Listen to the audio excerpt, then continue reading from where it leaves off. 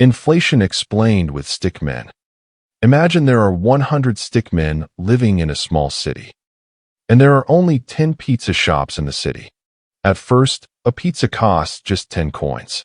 Then suddenly, every stickman gets extra money. But the city still has only 10 pizza shops. Now more stickmen are competing for the same pizzas. The pizza owner notices this and raises the price. This is inflation.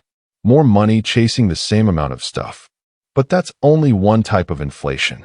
Let's say nobody gets extra money. But pizza ingredients suddenly become more expensive. Now the pizza shop has a problem. To survive, the owner raises pizza prices. This is called cost-push inflation. Now let's make things worse. The government starts printing lots of new money. Every stickman suddenly feels richer. But the city still has the same amount of pizzas. More money, same products. Prices start rising faster and faster. This is how hyperinflation begins. Your salary stays the same, but everything costs more. That's why inflation makes people feel poorer. Inflation isn't just prices going up.